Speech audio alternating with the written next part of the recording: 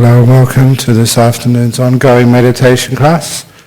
For those who come to the introductory to meditation class, I even know there's 5 Saturdays, Dennis has come to do an extras bonus class for those who come to the introduction.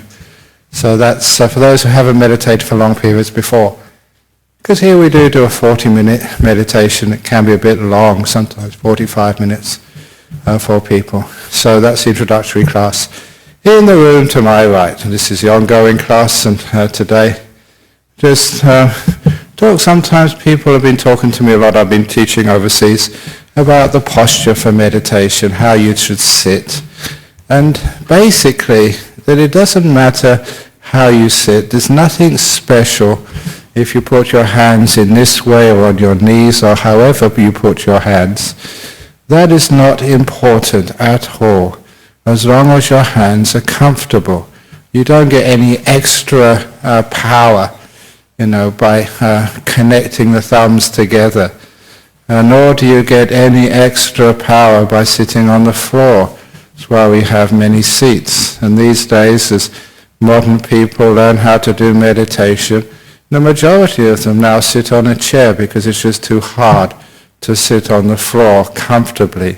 For those who like sitting on the floor, we have these wonderful stools you can sit on, which actually take a lot of pressure off your knees. But if you're used to sitting on the floor, fine. And you don't have to be full lotus. Any old lotus will do. Half lotus, quarter lotus, 1% lotus. I don't know why they even call it that, but it's just how you can cross your legs so it feels comfortable.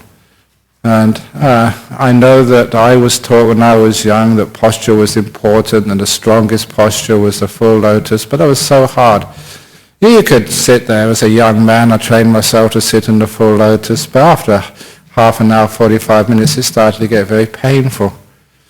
And the thing which changed my whole attitude towards posture was on the occasion when I was only about 1 or 2 years as a monk, when I developed typhus fever, scrub typhus in the jungles of Thailand. I was hospitalized for about a month. And having a bad fever for a long time, you felt so tired and you felt so aching in everywhere. And just one day I thought, what the hell, I'm going to meditate. To heck with all the pains and aches. And I just went into a very beautiful deep meditation. These are the meditations where your body disappears. And they disappeared, and it was just such a wonderful, when you had a fever, when everything was aching, you felt very weak, to go to a deep place inside where you couldn't feel your body at all. And, it was a very nice deep meditation. But one of the results of that was when I came out and, observed how I was sitting. I just couldn't believe, the arms were all over the place. Like, someone who has just had a deep sleep. You look at your posture when you wake up in the morning and arms and legs are all over the place. And that was my meditation posture for an hour or 2 or 3, I forget how long. I've been in a deep meditation. And I realized from that, look, if my posture was really, really, really important, there's no way I could get into deep meditation sitting or laying down like that. So it proved to me, and it's proved to me ever since, that your posture is not really important. Now, your body is not the mind is not the body. There's some connection between them.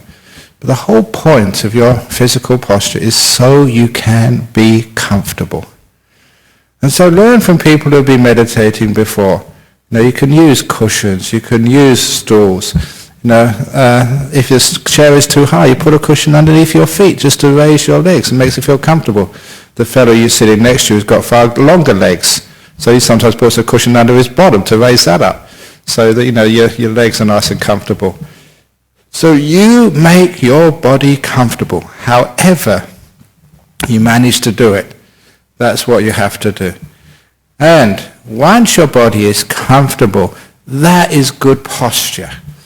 However, no matter how you try and get your body comfortable at the very beginning, there will always be some discomfort, usually comes up later on during the meditation. And this is one of the reasons I'm talking about this, because last night someone said to me, that when I meditated, if I get an ache or pain, should I just bear it, force myself through it, contemplate the aches and pains, and become a master of them. Don't give in. Conquer them. And I heard those teachings when I was young.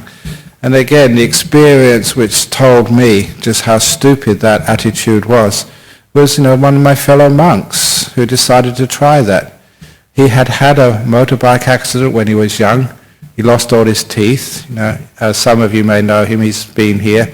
That's Ajahn Brahm. Sometimes he takes out his teeth and he's like an old man. Actually, he's an old man now, like me. But this was when he was young. Had a motorbike accident, no teeth, and he bust his body up quite badly. And so that he does have aches and pains in his knees. So he heard this teaching. You be a tough guy.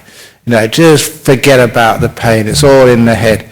And that's what he tried to do. He tried to sit, meditate, and just force his mind past those pains. And what happened in the end was we had to take him to hospital. And he had a double knee reconstruction. He was, wasn't able to walk for days, for weeks, because he tried to fight his way through pain. That is not the Buddhist way. That's not the way to meditate. If you want to try that, just go and do some martial arts or whatever, and just join the army, become a member of the SAS or something. But this is not the Buddhist way. The Buddhist way is just a very gentle, compassionate and wise way, not a forceful way. Just a one-liner is that we use wisdom power, not willpower, to get deep in meditation. And even with your posture, wisdom power, not willpower. So that means if you do get an ache and pain during your meditation, number one, you understand it. Use wisdom power. And eventually you'll understand that little ache or pain, is it the sort of pain which I have to move, or is it just a tiny irritation which will go away by itself? Now a lot of these irritations, they do go away by themselves. And sometimes I liken it to just my knee. I just started meditating, maybe just getting nice and rested and peaceful. And it's like my knee gives me a call. Hey, move me.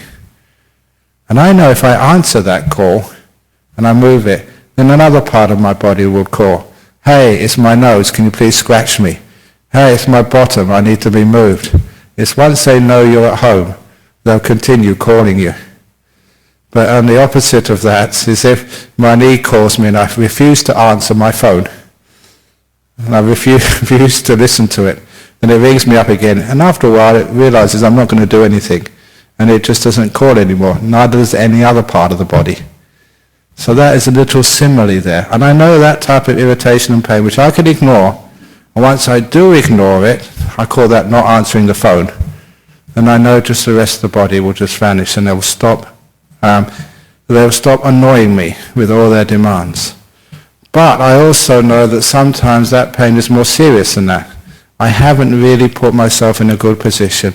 And if I do ignore it, it will just get worse and worse and worse and worse and become a huge irritant to my meditation. Because the nature of the body and the mind is that, you have to be incredibly powerful and strong to be able to ignore those aches and pains. They will come there and they'll always be there, and always, always, always, always, always. And they will just destroy the meditation. So instead of doing that, if you, through wisdom power, a lot of the time you gain that wisdom power just through trial and error, you get to know the body. You get to know the pains which you can just ignore and the pains which you need to move. And if you do need to move your body, it's a simple thing to do. You just move the body around, move it a little bit, do it slowly, do it as mindfully as you can, because even though you're losing some of your peace and stillness, you're not losing your awareness. The awareness is always right there, poised. So you maintain the awareness, but lose a bit of the stillness as you adjust your body. You move. And I've been teaching that for a long time now, which went against many of my teachers. But I was very pleased to see that modern teachers have come on board, and people who teach meditation, such as one of the old friends, he doesn't come here these days, used to come and visit very often, a very famous monk in Thailand, Ajahn Brahm. I was reading one of his books. He advises the same. If you've got a serious ache or pain somewhere, please move. Adjust the body. And then you find the time you've so-called wasted, moving the body, disturbing your physical tranquility. It does mean you go backwards for a few stages or few pegs in the meditation. But you soon regain that ground, and better, you can go much deeper afterwards. But if you just stay trying to endure that pain, that's as far as you're going to go in meditation. You won't get any deeper at all. So yes, you do lose something originally when you change your posture, but you soon regain that ground, and because there's no aches and pains to disturb, you can go far, far, far deeper. But it's also the case that sometimes the people, they move and the pain goes away, the irritation goes away. Sometimes they have these experiences of the body moves by itself. And that is really weird. When you're sitting here and the body moves and you're aware enough, I never did that. That wasn't me who did it. This is where I hope you'll start to learn that there's a lot of the body is automatic. It doesn't have to move because you will it to. It does it by yourself, like your lungs, like your heart. Now that also automatic. It's under your radar. It just does what it needs to do. And a lot of your body does that as well.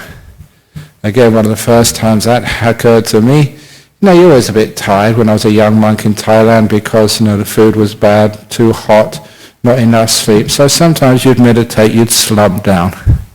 People say that's bad posture, but if you need to do that, you have to do that. So my body was slumping down. But I had enough awareness. I was just used to that. And then suddenly my body straightened up. I was aware enough. I did not do that. No way did I decide to straighten my body. It was fully automatic. And that was really weird when you start to experience your body do something and you never ordered that. Totally automatic. And there's many other examples afterwards. I realized my body knows how to look after its posture. And I don't need to. I'm just sitting there and I let the body adjust itself. And a lot of times it does. Sometimes people have these experiences of jerking when they're meditating. And some of these jerks or strange movements of the body can be really weird. Sometimes people's arms go up and said, did you know your arm was going up? No, I never did that. You did it by itself. Now all that is, it's nothing to be scared of. It's just some energies in the body, mostly stress produced. Sometimes they're because of some accidents you had in the past, some injuries which are stored somewhere in the body.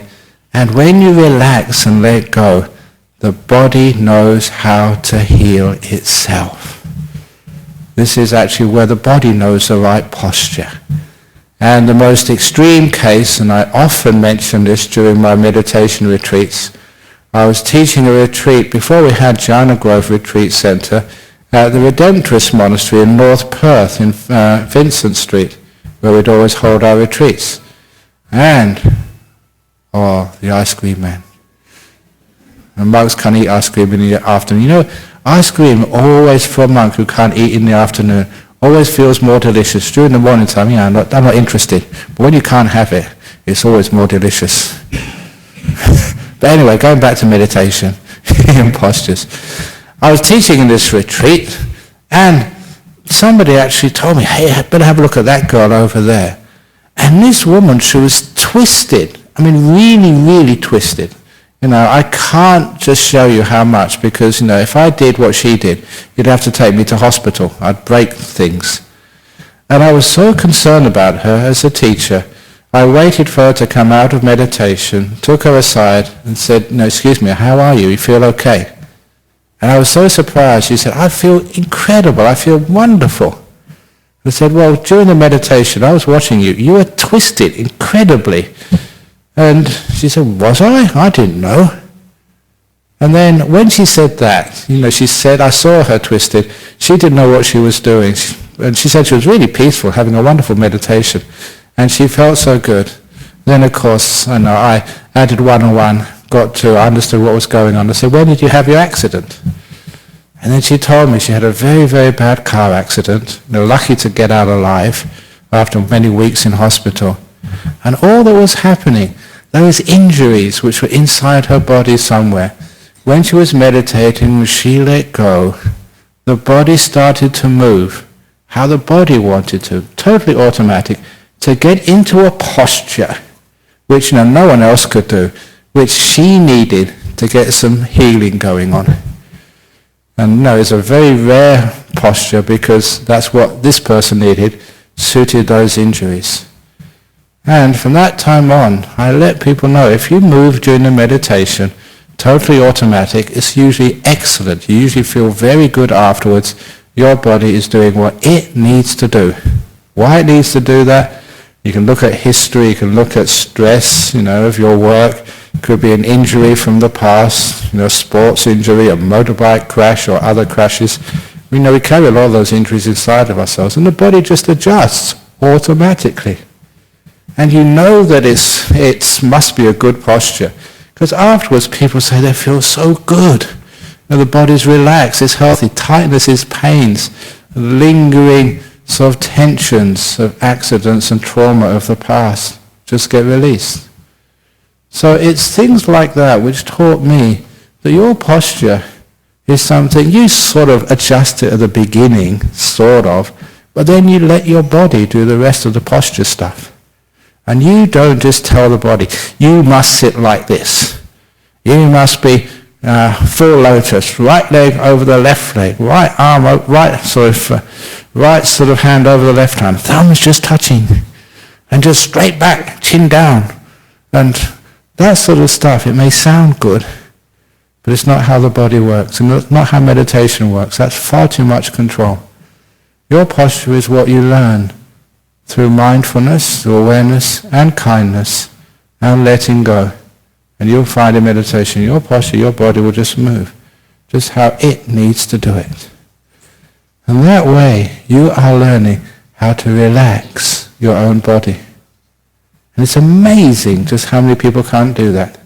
If you learn these skills in meditation, sitting here right now, not only do you get healthy, you'll also learn how to overcome one of those, amazing now how common the problems are these days of insomnia. Insomnia is a lot of pain or stress contained in the body. And because, you keep the body in just really uncomfortable positions. So when you're in bed, you find that comfortable position carefully. Not maybe the same position you slept in last night. Because, your body changes, those positions change. Find out how the body feels comfortable. And you know what happens when you're unconscious, in sleep, the body will start to move as it needs to. The main thing is, you're aware, you're kind, you let go, and the body does the rest. You let go of control. And that's exactly what you do for the rest of the meditation too. First of all, you do it on your mind, on your body, and then you apply the same principles to your mental world, and that relaxes and becomes really, really peaceful. But today I was just focusing on posture. Okay, so let's give it a try. So we can start meditating now. So if you'd like to follow what I've just been talking about, get into something which is reasonably comfortable for you.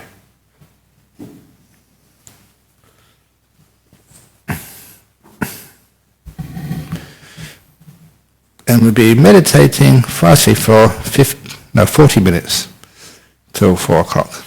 And then we'll have a chance for some questions.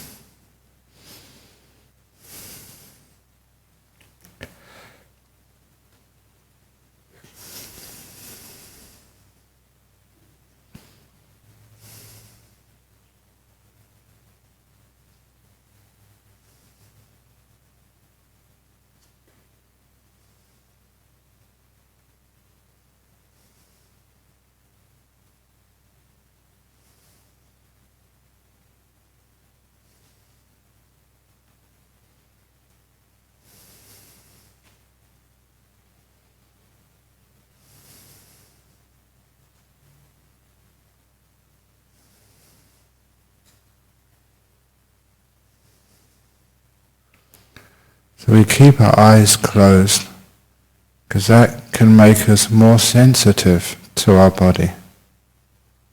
It's like one major distraction is removed. Seeing and all the business associated with sight is removed.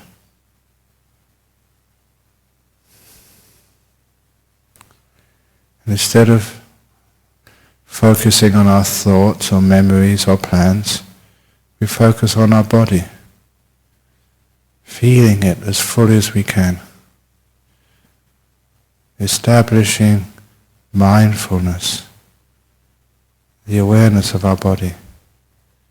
And it's not that now if you've established mindfulness, the mindfulness grows in power the longer you observe and feel the body. It's not just making contact with it, it's increasing the strength of the signal by just maintaining your awareness of your body.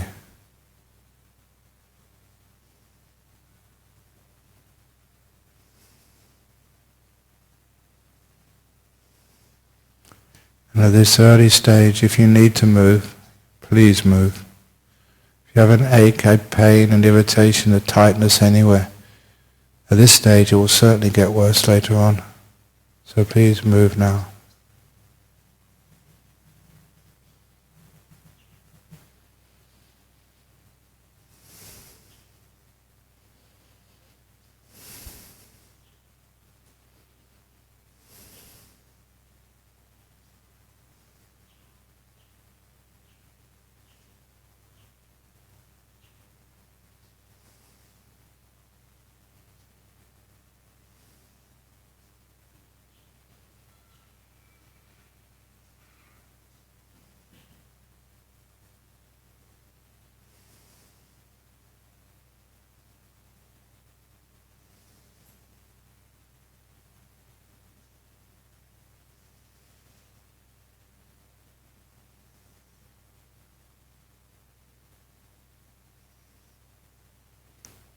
And we are aware of our body. We are kind to our body. We let our body be, not controlling it, but finding the best possible position as far as we could know, and then we let the body do the rest.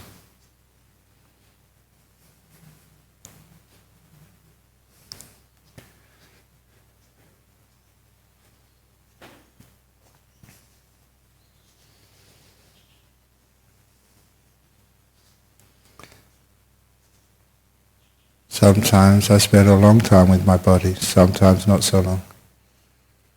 But when the body is comfortable, I let the body do the rest. I focus on my mental world, by which I mean the thoughts, memories of the past, intentions and plans for the future, all the wanting and the not wanting going on in my mind. Those are all the things in the mental world. And I recognize many of those cause me problems. Especially the wanting. So in this meditation, I am aware of every time I want something, and I let the wanting go. I don't follow it.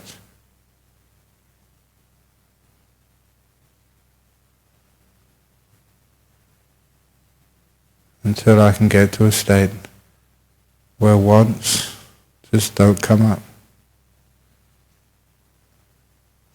Because the opposite of wanting is contentment. Just happy to be here. With all the wonderful sounds of mobile phones and birds. Not wanting it to be different.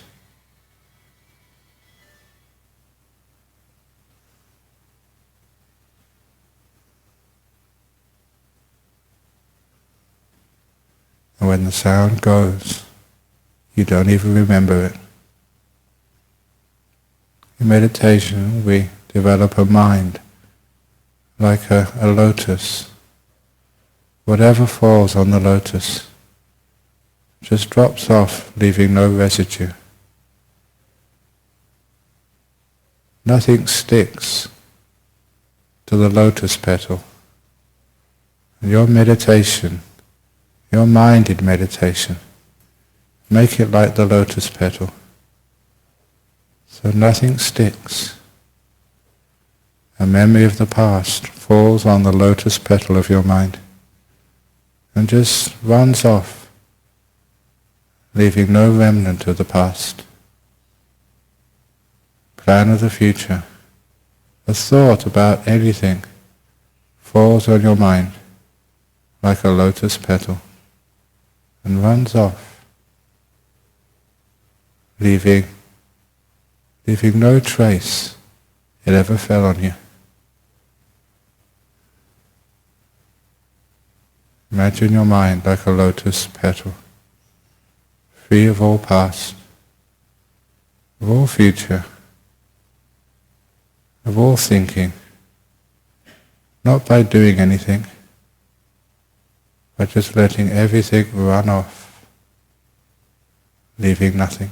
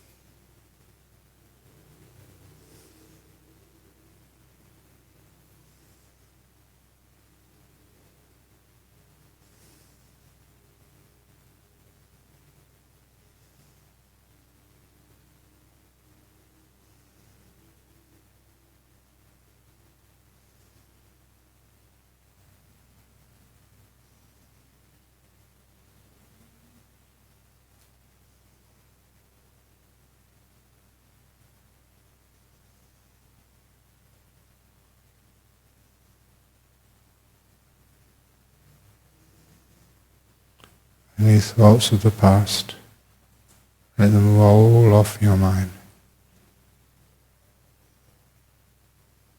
Let them come, let them be, let them go. Just like a cloud floating over the sky. It leaves no footprint, no trace. Thoughts are like clouds. They just pass and go.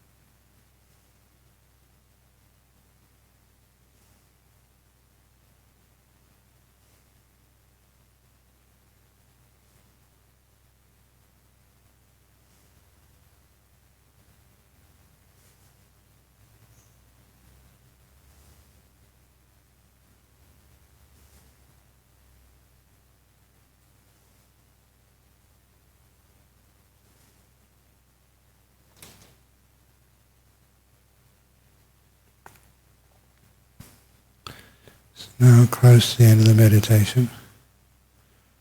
How do you feel? How's this meditation been for you?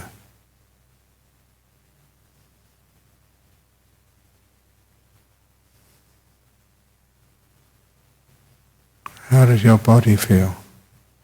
Your posture?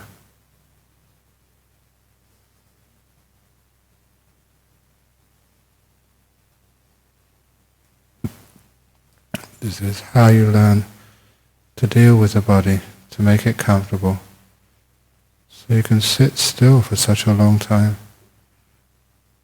A skill which not many people can do in this world. Just this much causes great health, let alone when your mind becomes still.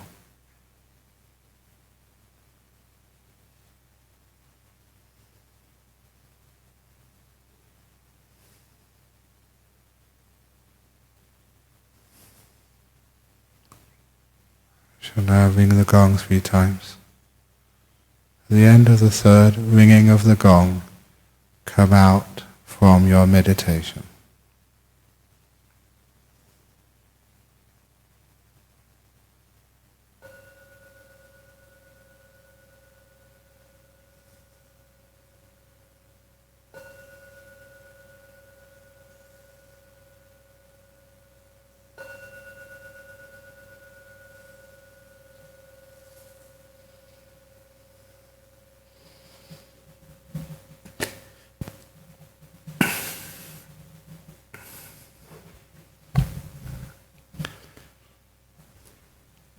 Okay, there we go. So now we have some questions. I think from the live streaming is working again now. For those who don't know, that if you can stay on a little bit longer, we have our Buddhist Society of West Australia annual general meeting. So the committee will be there doing a new committee, and you can complain of things which didn't work. You can complain to the monks and the nuns for all my bad jokes. So there's lots of things you can do. Okay, first of all, question 1 from Ellen from the United States. I often have abdominal pain that is not relieved by changing position. I have been following instructions to go to painful areas, try to relax or send loving kindness to them. I find that when I focus on the pain it becomes worse, and I am unable to proceed at all in meditation because the pain just takes over. Do you have any suggestions? A monk suggested I should take morphine sometimes if the pain is too bad, I can't meditate. That seems to be going a bit too far, but you have to obviously find to see what your doctor says about the abdominal pain that is not relieved by changing position. I just wondered, I never mentioned that even sometimes the people in deep pain, they meditate laying down. And just laying down, but you lay down in a posture, in a position you don't normally go to sleep. Because if you lay down on your bed in your sleep posture, you just do go to sleep. You are confusing the mind. Does she want me to meditate or does she want me to sleep? So if I do laying down meditation, I lay down in a posture, usually on my back, because I don't normally go to sleep on my back. Lay down on my back and my mind knows that that is meditation, not sleep. So sometimes if you have a very painful body, sometimes lying down is one of the best postures you can have. Especially if you're sitting down, obviously, you're squashing your abdomen rather than stretching it. So sometimes that might try that, laying down meditation. And even if you haven't got bad pains or abdomens, sometimes it's good to actually to learn laying down meditation. Because you spend many days in your life in hospital beds. Your last days were probably lying down. And to be able to learn how to meditate in that posture is very helpful, especially at the last hours of your life. So if you go to painful areas and try to relax them, I think one of the problems there, and I may be wrong here because all I've got is a little text here, try to relax. Because a lot of times it's the trying which makes it more tense and makes it worse. instead of trying to relax it, I may suggest to this Ella from the United States to try and open the door of your heart to that pain, to welcome it in. Because there's a classic story which I've used many times on myself and with other students. And you can see it in the first book, Opening the Door of Your Heart. In the United States, that's the truckload of dung book about the monster in the Emperor's Palace. It's a story I've mentioned many times. In brief, monster comes into the palace, sits in the Emperor's chair. It's disgusting, it's offensive. Everyone says, get out of here, you don't belong. Every time they're trying to get rid of it, shout at it, crawl to it, the monster grows bigger and more of a problem. And the Emperor comes back, he says, instead of get out of here, I'm not trying to get rid of you, he says, welcome, thank you for coming. And that little act of kindness, the monster grows an inch smaller. And he continues that way, with acts of kindness. Every act, speech, thought of kindness, the monster grows smaller, until the monster is so small, vanishes away with one more act of kindness. Now that is what we mean by relaxing. Relaxing is whatever it takes to lessen the pain. So to me, it's maybe you're not relaxing, you're trying to relax, which is the opposite thing. So maybe use the metaphor, the imagery of a monster which has come into your abdomen, the pain. And instead of trying to get rid of it, say, welcome. Thank you for visiting me. Be kind to it. And then, if it is real kindness, a lot of times the monster gets smaller and easier to deal with. But certainly, taking morphine that goes a bit too far. Unless you really, really are under a doctor's supervision. Anyway, next question from France, from Cad. What begins as meditation for me turns quickly, sometimes very quickly, to torpor and sleepiness. I have been struggling for years with this state. Now I am still doing sleepitation. A mixture of sleep and meditation with seconds of real observation of the breath. Do you have any tip to reduce the time spent in trauma? Thank you. Number one, please don't fight it. If you understand what the tiredness of the mind is, a lot of time it's physical. You've been working hard. It's also the mental tiredness by worrying and thinking too much about things which you can't make any difference to. So first of all, let's learn how to rest properly. Look at the physical problem first of all, because that's easy to deal with. Learn how to sleep efficiently. And there's many talks which I've given, even here, on how to sleep well. So the small time you have on sleep, you can use efficiently. And once the body is rested, the other thing is sometimes the mind is tired because it's been thinking too much and worrying too much. So look for the way you use your mind in your daily life. Listen to some more of these talks, read some of those books which say, why worry about things you can't make any difference to? If there's something you can do, then do it. If there's nothing you can do, then do nothing. And so, okay. I actually said this last night, can't do that same old joke.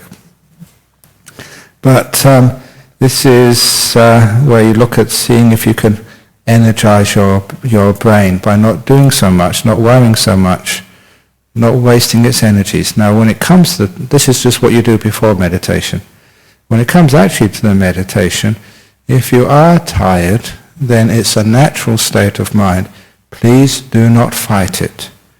Your meditation tiredness is a lack of mental energy, and if you fight that tiredness, you are wasting the little energy you have. So if you are tired, go into preservation of energy state. In other words, just be with the tiredness. Don't take it personally as some personal fault in your meditation. Just be with it. Don't fight. And if you just let it be, the fact that you are not doing anything means the little energy you have, plus the energy which is always coming into your brain, will build and get stronger and more powerful until it gets powerful enough that the torpor disappears. So similar to the mists in the morning when the sun comes up, slowly the sun melts all the mist away and it's clear again. It's that sun of awareness. We have only got little awareness, but that's enough. And just this beautiful kindness which lets it be, not fighting. And the other thing, if it happens very, very often, is develop some inspiration. Now think of all of your good karma you've done in the past. This is one difficult thing for people in the Western world. They can always think of all the bad things they've done and get themselves really upset and angry and grief-stricken and guilty and depressed. We're very good at that. But what about doing the opposite? Thinking of all the incredible, wonderful, good, kind, generous things you've done in your life. There's a talk I gave last night of merit making. Make some merit. And then you get this incredible joy comes up. If that doesn't work, get inspired. Listen to a favorite talk, even some incredible, powerful music which always inspires you. And then, when you have inspiration, that stops the sloth and torpor. The mind wakes up. It's inspired. And that is also a beautiful free source of energy. As I notice, as many monks in Bodhinyana monastery notice, the nuns notice it, maybe even here. If you ever have the good fortune to listen to an inspiring talk, on Buddhism or meditation, it really gets into you. If you meditate afterwards, there's no hope of sloth and torpor. The inspiration fires you up. I've used that many times when I've been physically exhausted. Inspire myself. Remember all the great, good, kind, generous, wonderful things which I've done that day. And that brings up so much energy. Where I really should be exhausted and tired, the meditation incredibly takes off. So try inspiration as well. And if you haven't done anything inspiring, I'm sure you have, Kat, but sometimes we can't think about it. Think of all the other inspiring things which people are doing in this world. And just get something which really moves you. Think about it. And that just lifts up the energies of the mind. A lot of times the sloth and torpor have come from negative perceptions. 2 bad bricks in the wall. You look at the 998 good bricks in the wall, that inspires you and takes away much of the sloth and torpor of life. When we think of the faults, the anger, the guilt, just sucks up our energy. And we have this beautiful happiness and joy of making good karma, looking after one another, caring for one another, being compassionate, going to old people's homes and mopping the floor, whatever it is. That is a free source of energy. Get into that, remember it, just dwell on it, and then you find, just in life, you have energy. So that's some answer to that question. Very good questions. So now, any questions from the floor? The guys here. Okay, there'll be some questions afterwards, as there always is, but it's now 4:15. So we'll finish off now, and in 45 minutes we do have our AGM. So those of you who are staying for that, please have a cup of tea, and then at 5 o'clock we'll be back here for the annual general meeting. Let's pay respects to Buddha, Dhamma, Sangha now.